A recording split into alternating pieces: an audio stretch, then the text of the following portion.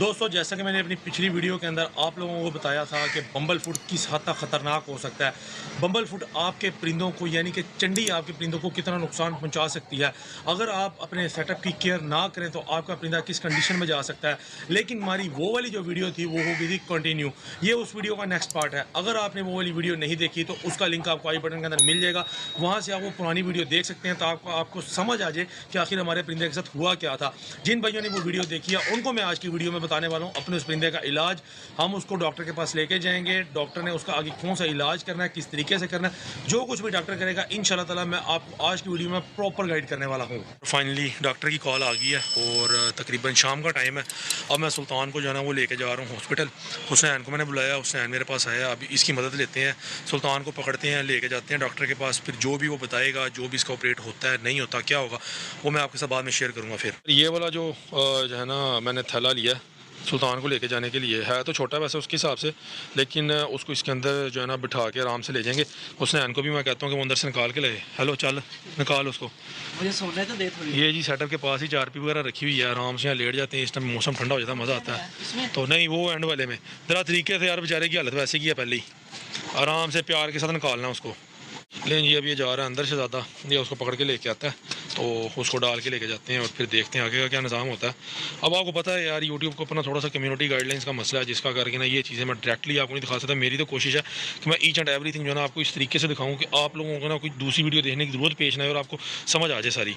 अब उसने पकड़ लिया, अब लेके चलते हैं। अच्छा जी, तो ये मैं इसको कवर कर लिया, मैं ब्लर इस वजह से दिखा रहा हूँ कि सिर्फ आप लोगों को आइडिया हो जाएगा किस तरीके से इसको रखा है। बाकी है कि इसको पैक कर लिया और अब चलते हैं यार डॉक्टर के पास और फिर देखते हैं क्या बनता है।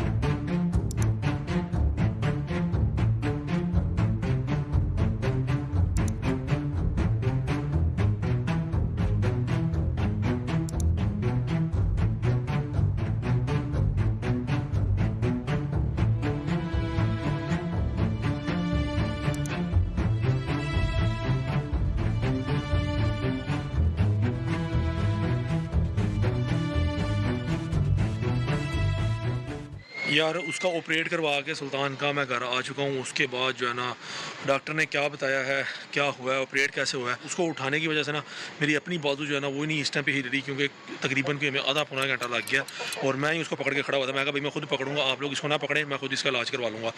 तो सारा ऑपरेट हुआ है और जो भी कंडीशन बनी, किस वजह से बनी, कौन कौन सी दवाइयाँ यूज़ की, डॉक्टर ने क्या बताया, मैं सारा कुछ आपको वीडियो में आगे बताऊँगा।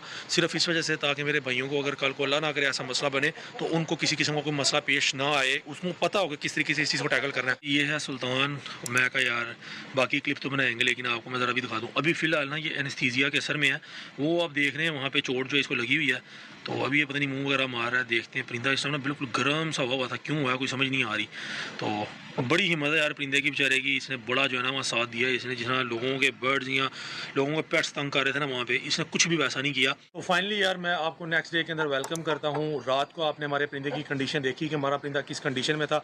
इवन कि आपने वो वाले विजुअल्स भी देख लिए होंगे। मैंने कोशिश तो की है कि मैं आप लोगों को जितना दिखा सकूँ, जितना समझा सकूँ उस तरीके से मैं आपको समझा दूँ। लेकिन क्या है कि यार यूट्यूब की कम्युनिटी गाइडलाइंस का करके मैं आपको प्रॉपर नहीं दिखा पाया। और अभी में भी आपको मेरी आवाज़ में फ़र्क महसूस हो रहा होगा या वीडियो में वो चीज़ महसूस नहीं हो रही होगी। उसकी वजह ये है कि एक तो यार आप ये देखें, मेरे हाथ पे आपको स्वेलिंग नज़र आ रही होगी प्रॉपर।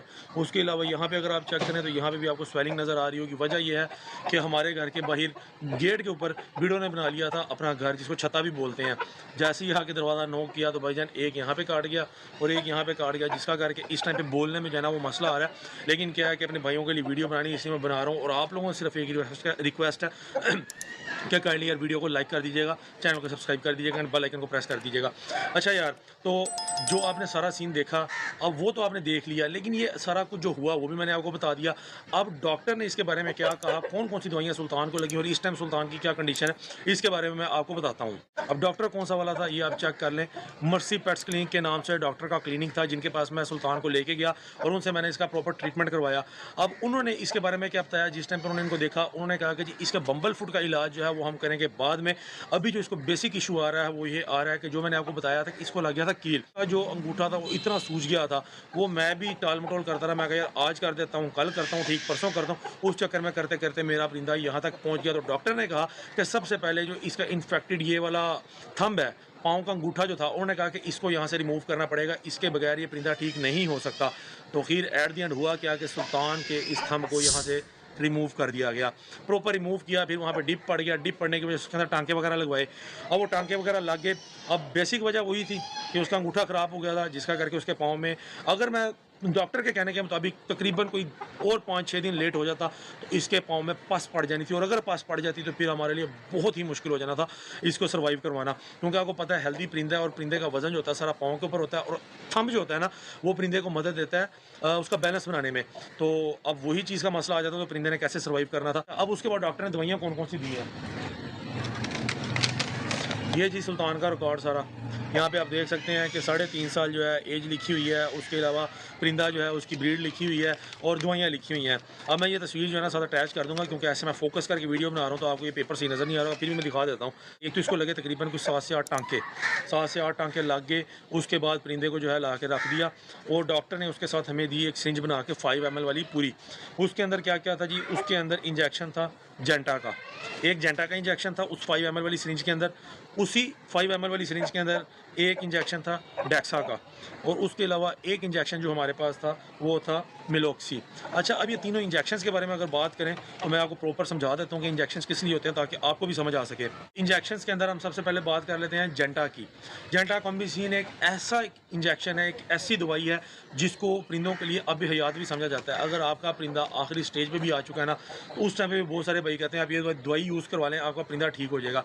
इसकी वजह क्या है?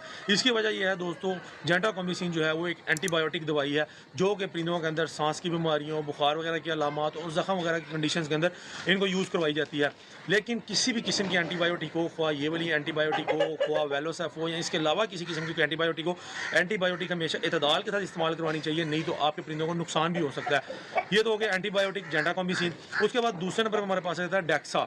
दोस्तों डेक्सा बेसिकली एक स्टेरॉइड है जो कि हम परिंदों को देते हैं, और उसके अलावा ये पेन किलर का काम भी करता है परिंदों के अंदर।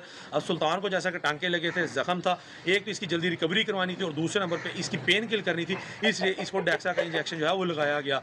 उसके अलावा दोस्तों तीसरे नंबर पे अगर बात की जाए मिलोक्सी इंजेक्शन की, तो बेसिकली ये एक एंटी ड्रग जो है ना वो इंजेक्शन है, और ये एक स्टीरॉइड है, एंटी ड्रग स्टीरॉइड है। ये परिंदों को बेसिकली किस लिए लगाया जाता है? जल्दी रिकवरी के लिए लगाया जाता है। परिंदे को बुखार वगैरह हो या परिंदे की कोई कंडीशन, ये मौसमी असरात से परिंदा इफेक्टिव हो, इस किस्म की कंडीशंस के अंदर ये वाला इंजेक्शन साथ दिया जाता है, ताकि परिंदा आप समझ लेंगे स्टेबल हो सके, उसको एक स्टेबिलिटी के लिए इंजेक्शन साथ दिया जाता है। अच्छा, अब इनकी डोज किस तरीके से डॉक्टर ने बताई थी और मैंने किस तरीके से लगाई थी, और अब सुल्तान की करंट क्या कंडीशन है ये आपके साथ शेयर करता हूँ। दोस्तों जो 5 ml वाली सिरिंज मुझे भर के दी गई थी उसके अंदर तकरीबन 1-1 cc तीनों इंजेक्शन मिक्स किए गए थे। अब वो 1-1 cc जो मिक्स किए गए थे उस हिसाब से हमारे पास बनता 3 cc, और तकरीबन 3 cc ही हमारे पास दवाई थी। 5 ml वाली सिरिंज में 5 ml पूरी नहीं थी, और डॉक्टर ने जो इसकी डोजेज बताई थी वो इस तरीके से थी कि मैंने सुल्तान को इंजेक्शन लगाने हैं सुबह और शाम। सुबह और शाम मैंने वो 5 ml वाली सिरिंज के अंदर से 0.2 यानी कि 1 cc वाली जो सिरिंज होती है उसके अंदर मैंने 0.2 या 0.2 से 3 के दरमियान मैंने इंजेक्शन भर लेना है, और वो मैंने सुल्तान की चेस्ट के गोश्त के अंदर जो है ना वो इंजेक्ट करना है सुबह शाम।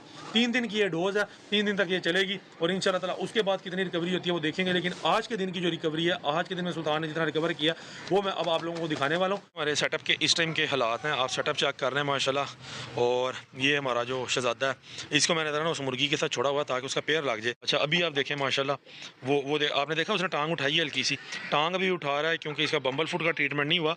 इसका दूसरा ये देखें, इस तरह नहीं हल्की हल्की टांग उठाता है, और इसको बैलेंस में भी मसला आ रहा है, क्योंकि जारी सी बात है नया नया ऑपरेट हुआ बेचारे का। ज़्यादा जूम करके मैं इसलिए नहीं बना रहा क्योंकि इसके ना मुर्गी ने पर सारे खींचे हुए हैं। ये देखें, ये इस तरह टांगें रख रहा है, ये इसको मसला आ रहा है। इंशाल्लाह भी इस ऑपरेट के बाद मैंने इसकी बम्बल फुट की तरफ ही होना है। बाकी माशाल्लाह खा पी रहा है, ठीक है, अल्लाह का शुक्र है, और चलने फिरने में भी ठीक है, ब्रीडिंग भी करने की कोशिश कर रहा है। लेकिन अभी तो ताज़ा इंशाल्लाह ताला जैसे ही ठीक होता है उम्मीद है कि परिंदा हमारा बिल्कुल रिकवर हो जाएगा। तो मैं इस वीडियो के अंदर जितना आप लोगों को बता सकता हूँ मैंने बताने की कोशिश की है, लेकिन ये मेरे हाथ की स्वेलिंग देखें ज़्यादा से ज़्यादा होती जा रही है, जिसकी वजह से हो सकता है कि मैं बहुत सारी चीज़ें भी मैं स्किप कर गया हूँ। अगर आप लोगों को चीज़ समझ नहीं है या आप पूछना चाहते हैं तो आप कमेंट सेक्शन में मुझे पूछ सकते हैं, या फिर अगर पुरानी वीडियो में मैंने कोई बात बोली हो और इस वीडियो में मैं ना बता सका हूँ तो वो भी आप कमेंट सेक्शन में मेरे से पूछ सकते हैं। अभी के लिए यार इतना ही, उम्मीद करता हूँ आपने लाजमी कुछ ना कुछ सीखा होगा। अगर सीखा तो यार काइंडली वीडियो को लाइक कर दीजिएगा, चैनल को सब्सक्राइब कर दीजिएगा, एंड बेल आइकन को प्रेस कर दीजिएगा। इंशाल्लाह ताला आप लोगों से एक नई वीडियो में मुलाकात होगी, तब तक के लिए भाई को दीजिएगा इजाज़त। अल्लाह हाफ़िज़।